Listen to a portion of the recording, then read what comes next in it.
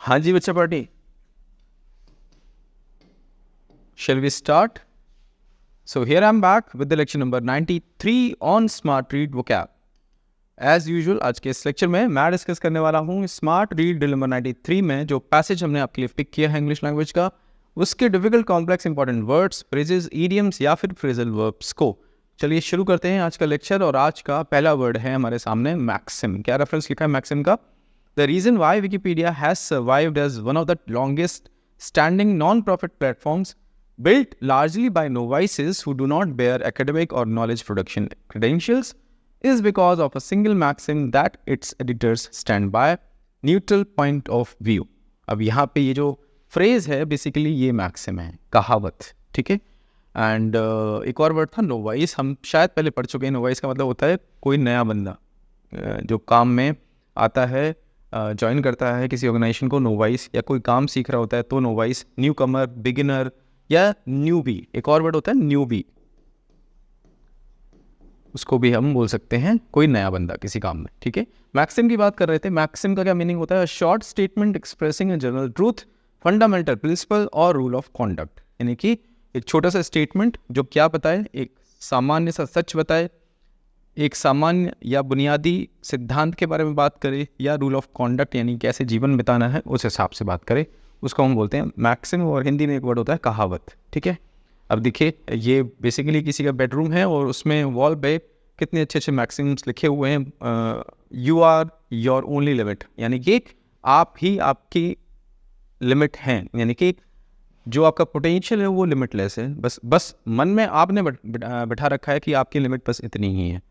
It's never too late to be what you might have been. जो आप बनना चाहते बन सकते हैं, बन सकते थे, उसके लिए अभी भी कोई देर नहीं हुई है। एक्शन इज द फाउंडेशनल की टू ऑल सक्सेस, यानी कि अगर सफलता पानी है तो सबसे पहले सबसे ज़रूरी चीज़ है वो क्या है? एक्शन, यानी कि कर्म करना पड़ेगा। Never never never give up, कभी हार नहीं माननी है, कभी हार नहीं माननी, लगे रहना है। सो ये सब क्या है? मैक्सिम्स हैं, ठीक है। अब 4 सेंटेंसेस हमारे सामने, देखते हैं कौन सा सही है कौन सा गलत। The maxim practice makes a man perfect is often quoted by teachers to encourage students. जो ये मैक्सिम है practice makes a man perfect, ये अक्सर टीचर्स यूज करते हैं एनकरेज करने के लिए अपने बच्चों को। The speaker concluded his speech with a well known maxim to emphasise his point. अब कोई स्पीकर है, उन्होंने अपनी स्पीच को एक मैक्सिम के साथ ख़त्म किया क्योंकि वो चाहते थे कि लास्ट में वो एम्फसाइज करें अपने पॉइंट को। बिल्कुल सही है। The maxim of the ceremony was surprisingly cheerful. Doesn't make any sense. He lived by the maxim that success comes to those who work hard. अब जो व्यक्ति हैं वो जिंदगी भर एक मैक्सिम पे हमेशा उन्होंने बिलीव किया और उसको फॉलो किया। कौन सी मैक्सिम? कि success comes to those who work hard, यानी सक्सेस उन्हीं को मिलती है जो कड़ी मेहनत करते हैं।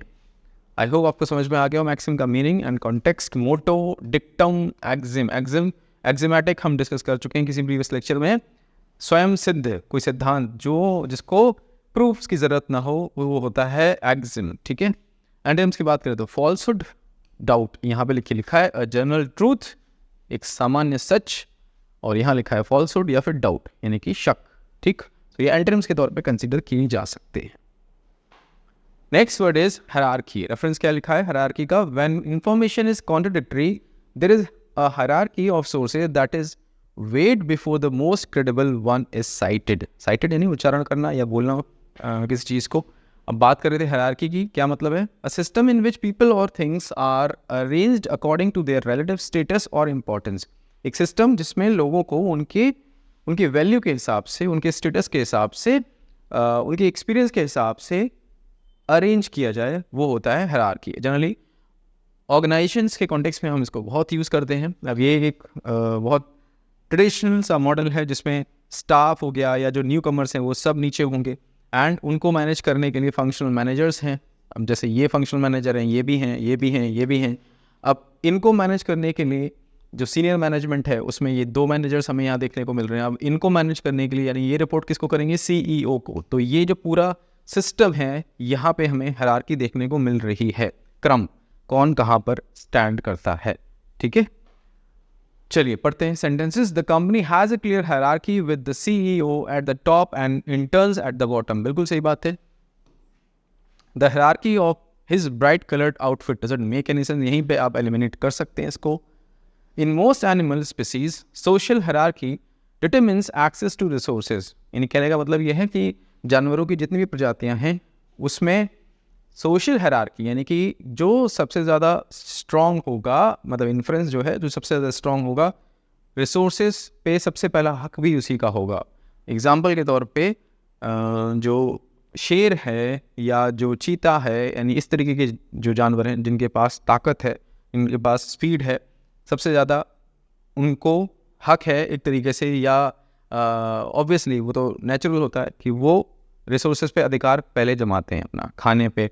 एंड देन फिर बात करें हम इंसान की, तो उसके पास तो और भी ज़्यादा ताकत है, बुद्धि की भी ताकत है, तो फिर वो उससे भी ऊपर हो गया। ठीक है, सो इंसान तो जंगल भी काट रहा है, तो ना तो चीता बच रहा है ना शेर बच रहा है। ठीक है, सो कहने का मतलब ये है कि जिसके पास सबसे ज़्यादा ताकत है, रिसोर्सेज का हक उसके पास ही होता है। बिल्कुल सही sentence. Understanding the hierarchy within the organisation is key to navigating office politics. यहाँ पे कहने का मतलब ये है कि अगर ऑफिस में जो पॉलिटिक्स होती है, अगर उसको आपको सही तरीके से हैंडल करना है, टैकल करना है, समझना पड़ेगा कि भाई हायरार्की क्या है, कौन किसका बॉस है, कौन किसका जूनियर है। ये सेंटेंस भी बिल्कुल सही है। चलिए डिस्कस करते हैं synonyms. Ranking, grading, stratification, strata, अलग अलग स्ट्रेटा में अलग अलग चीज़ों को रखना या लोगों को रखना उनकी वैल्यू के हिसाब से, तो स्ट्रैटिफिकेशन हो गया हायरार्की का सिनोनिम। एंटोनिम्स की बात करें तो इक्वालिटी, समानता, इगैलिटेरियनिज्म हम डिस्कस कर चुके हैं किसी प्रीवियस लेक्चर में। समानतावाद, नॉन डिस्क्रिमिनेशन यानी कहीं भेदभाव नहीं है, तो ये हो गया इसके एंटोनिम्स। चलिए मूव करते हैं नेक्स्ट वर्ड पे, जो कि है पॉलेमिक। रेफरेंस क्या लिखा है? Editors go on to the back end edit pages to try and resolve their differences, again not through rhetoric or polemics but by weighing sources. Meaning क्या है polemic का? A speech or piece of writing expressing a strongly critical attack on or controversial opinion about someone or something. या तो speech से या अपनी writing से किसी के प्रति आप कुछ ऐसा करें जो एक critical attack के तौर पे देखा जाए, एक controversial opinion के तौर पे देखा जाए किसी situation में या किसी व्यक्ति के खिलाफ। अभी मुझे इससे याद आया एकदम से, कुछ महीनों पहले दो बहुत फेमस यूट्यूबर्स हैं, संदीप माहेश्वरी एंड विवेक बिंद्रा। अब संदीप माहेश्वरी साहब ने अपने शो में अपना जो भी वो करते हैं प्रोग्राम, उसमें उन्होंने विवेक बिंद्रा के ऊपर बहुत संगीन आरोप लगाए और वहाँ पे उन्होंने क्रिटिसाइज़ किया, स्ट्रांगली क्रिटिसाइज़ किया विवेक बिंद्रा को, उनके प्रोग्राम को। सो वहाँ पे उन्होंने क्या किया? पॉलेमिक यूज़ किया। ठीक है, पॉलेमिक नाउन होता है। ठीक, सो एक एग्जाम्पल तो ये हो गया, और एग्जाम्पल्स हमारे सामने। Controversy over the citizenship amendment act CEA। जब पहले पढ़ लेते हैं इसको। The enactment of the citizenship amendment act in 2019 sparked polemic nationwide. While proponents saw it as a step to protect persecuted minorities from neighboring countries, critics argued it discriminated based on religion. यानी जब CEA आया तो लोग दो धड़ों में but गए। एक धड़ बोलने लगा, जो प्रोपोनेंट्स थे यानी कि जो समर्थक थे, एडवोकेट्स थे, वो कहने लगे कि ये हेल्प करेगा जो हमारी परसिक्यूटेड माइनॉरिटीज़ हैं, यानी जो सताए हुए लोग हैं हमारे, जो उन देशों में रह रहे हैं, नेबरिंग कंट्रीज़ में रह रहे हैं, उनको यहाँ लाने में हेल्प करे।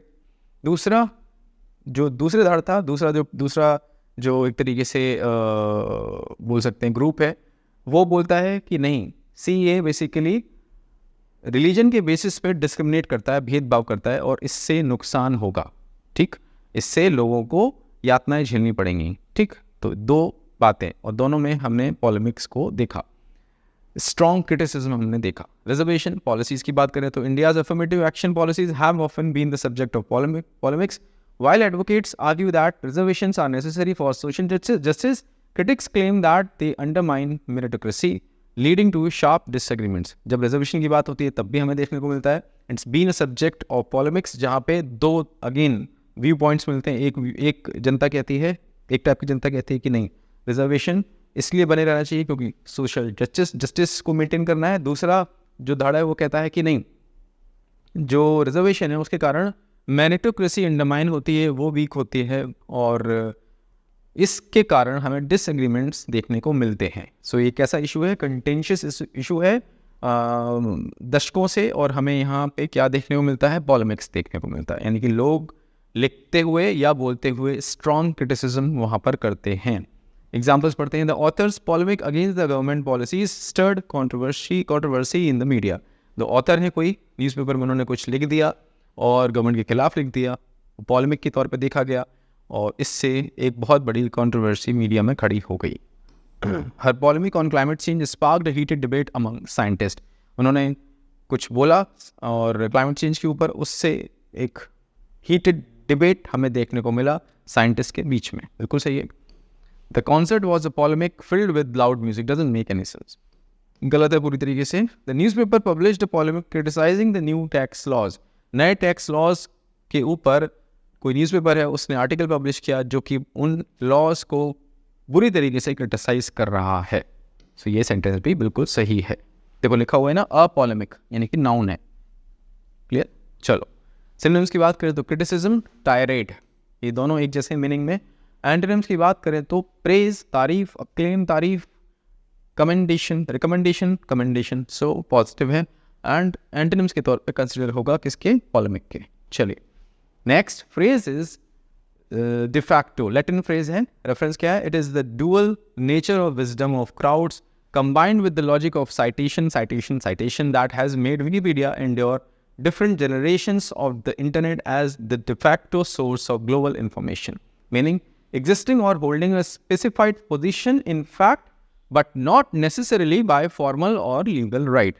यानी कि कोई पोजीशन आपने होल्ड तो कर रखी है रियल में, इन फैक्ट, de facto, ठीक है, but not necessarily by formal और लीगल राइट. पर फॉर्मली या लीगली आपका कोई अधिकार नहीं है उस पोजीशन पे, तो बोला जाएगा de facto. ठीक है. हाँ चलो इसको समझते हैं एग्जाम्पल से और बेटर वे में. de facto leadership of Jayalalithaa. 1980s की बात हो रही है. During the late 1980s, even though Janaki Ramachandran officially held the position of Chief Minister of Tamil Nadu, Jayalalitha was widely regarded as the de facto leader of the ruling party. बोला जा रहा है कि जानकी रामचंद्रन जी officially chief minister थी, पर ये जयललिता थी जो एक्चुअली कंसीडर की जा रही थी लीडर रूलिंग पार्टी की.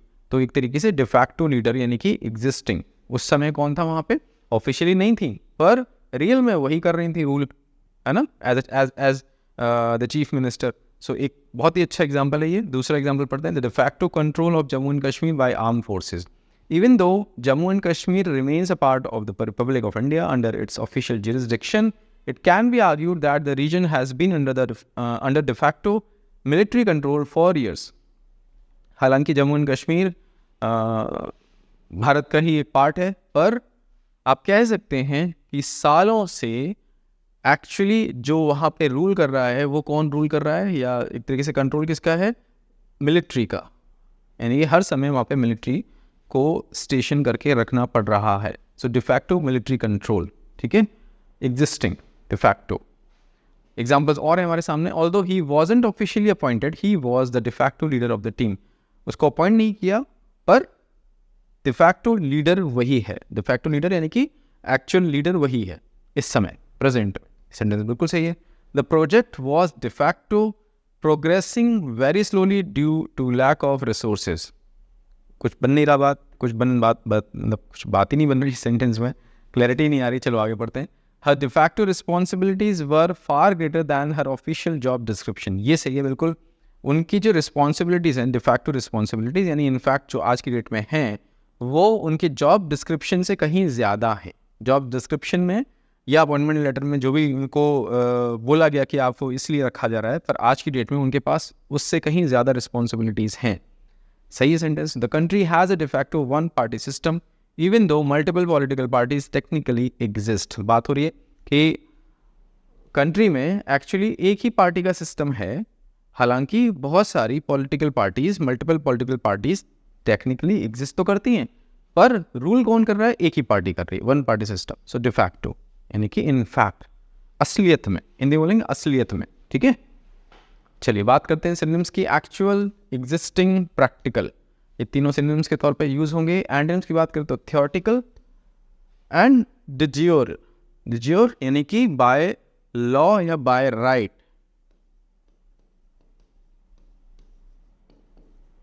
यानी आधिकारिक रूप से या बाय लॉ यानी लॉ के द्वारा अपॉइंटेड कोई हो, द ड्यूरे, और उसका ऑपोजिट हो गया द फैक्टो, ठीक है। Next word is propaganda. Propaganda reference क्या है? The edits on the Indian English language Wikipedia page characterized ANI as having served as a propaganda tool for the incumbent government. Incumbent हम पढ़ चुके हैं, current government position में जो है उसकी बात हो रही है। प्रोपेगेंडा का मीनिंग क्या है वो पढ़ते हैं। Information specially of a biased और misleading nature used to influence people's opinions, यानी कि इस तरीके की इंफॉर्मेशन जो लोगों के विचारों को एक तरफ सोचने के लिए मजबूर करे, बायस्ड अप्रोच बनाने के लिए मजबूर करे। सो वो जो दुष्प्रचार होता है उसको हम इंग्लिश में बोलते हैं प्रोपेगेंडा, ठीक है। एग्जाम्पल्स पढ़ते हैं या समझते हैं और ज़्यादा क्लैरिटी आएगी। अब ये जो आप देख रहे हैं ये बेसिकली लिखा हुआ है यहाँ पे 20 fake news YouTube channels, 2 websites running from Pakistan. एक तरीके से पाकिस्तान से वेबसाइट चल रही हैं, यूट्यूब चैनल चल रहे हैं और फेक न्यूज़ फैलाई जा रही हैं प्रोपेगेंडा के तहत, ताकि लोगों की भावनाएं भड़कें और लोग आपस में लड़ाई करें या एक व्यक्ति दूसरे के लिए बुरा बोलें और फिर और ज़्यादा भावनाएं भड़कें इस तरीके से। सो ये हमें काफ़ी देखने को मिलता है, ठीक है, propaganda.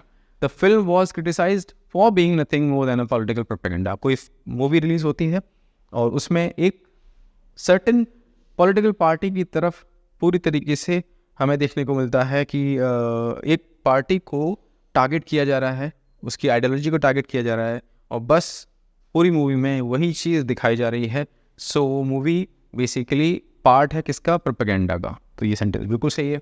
She accuse the media of spreading propaganda to manipulate public opinion. उन्होंने मीडिया को अक्यूज़ किया कि भाई आप पब्लिक ओपिनियन को अपने हिसाब से मैनिपुलेट करने के लिए आप क्या कर रहे हैं? प्रोपेगेंडा फैला रहे हैं। बिल्कुल सही है ये भी। His love for propaganda showed in the way it doesn't make any sense. Love for propaganda क्या होता है? The regime used propaganda to control the public perception। अब कोई शासन है वो प्रोपेगेंडा फैला रहा है लोगों के परसेप्शन पे कंट्रोल करने के लिए, ठीक है। ये हमें आजकल काफ़ी देखने को मिलता है, हाँ, आजकल काफ़ी देखने को मिलता है। इस तरीके से न्यूज़ फैलाई जाती हैं कि आपके दिमाग में बस एक तस्वीर बन जाए और फिर आप उसके अकॉर्डिंग सोचने लग जाएं, ठीक है। आपका व्यू कैसा हो जाता है? बायस्ड हो जाता है। फिर सिनोनिम्स की बात करें तो डिसइंफॉर्मेशन, डिसेप्शन, धोखा, इंडॉक्ट्रिनेशन। अब डॉक्ट्रिन क्या होता है? डॉक्ट्रिन बेसिकली अगर उसमें DOCTRINE यहाँ पे डॉक्ट्रिन सिद्धांत, इंडॉक्ट्रिनेशन यानी एक पर्टिकुलर बिलीफ को आपके दिमाग में बैठाने की कोशिश, उसको बोलते हैं इंडॉक्ट्रिनेशन। यही चीज़ है, बस यही चीज़ है, बस यही चीज़ है, शुरू से लेके एंड तक बस आपको हर चीज़, बचपन से लेके बड़े होने तक बस आपको एक ही चीज़ बोलते जाएं, तो आप एक टाइम पे आप उस पर पूरी तरीके से अपना बिलीफ बना लेते हैं, आपको सब वही सत्य लगता है, आप फिर कहीं दूसरी तरफ सोच भी नहीं पाते। सो इंडॉक्ट्रिनेशन, ठीक है, प्रोपेगेंडा का सिनोनिम। एंटोनिम्स की बात करें तो फैक्ट, ट्रूथ, रियलिटी, ये तीनों एंटोनिम्स के तौर पे कंसीडर किए जा सकते हैं। दैट्स इट बच्चा पार्टी। अब आपको क्या करना है, आपको पता है, यू नो वेरी वेल। हर एक वर्ड और जो भी फ्रेजेस हमने डिस्कस किए, एक ही फ्रेज था de facto, आपको बनाना है एक सेंटेंस हर एक वर्ड और फ्रेज पे, और आपके सेंटेंसेस के ग्रुप को एक सिंगल कमेंट के तौर पे ड्रॉप कर देना है इस वीडियो लेक्चर के कमेंट्स सेक्शन में। अगर आप ऐसा करते हैं तो सबसे ज़्यादा आप लर्न करते हैं। दूसरा काम, मैं अवेलेबल हूँ टेलीग्राम पर, this is my user name on Telegram. जिन भी बच्चों ने स्मार्ट रीड कोर्स परचेज कर लिया है पर अभी तक हमारे टेलीग्राम ग्रुप से नहीं जुड़े हैं, अपना पेमेंट का स्क्रीनशॉट मेरे साथ शेयर करें और मैं शेयर करूंगा हमारे टेलीग्राम ग्रुप का लिंक आपके साथ। ग्रुप ज्वाइन करें because actual discussion and mentorship वहीं पर हो रही है। तीसरा काम, पूरा लेक्चर आपने देखा, लेक्चर देखने के बाद आपको जाना है आपके स्मार्ट रीड कोर्स के डैशबोर्ड पे और अटेम्प्ट करनी है स्मार्ट रीड नंबर 93। अटेम्प्ट करने के बाद रिजल्ट स्क्रीन से पिक करनी है आपको आपकी आरसी स्पीड और आपका आरसी लेवल, दोनों की स्क्रीनशॉट्स लेके ड्रॉप कर देने हमारे टेलीग्राम चैनल में, हमारे टेलीग्राम ग्रुप में, सॉरी। एंड अगर आप ऐसा करेंगे मैं आपकी परफॉर्मेंस को पर्सनली इवैल्यूएट करूंगा और फिर उसके अकॉर्डिंग आपकी हेल्प करूंगा। मैं विपिन आपसे मिलता हूं एक नए लेक्चर में कुछ नए वर्ड्स के साथ। Take care.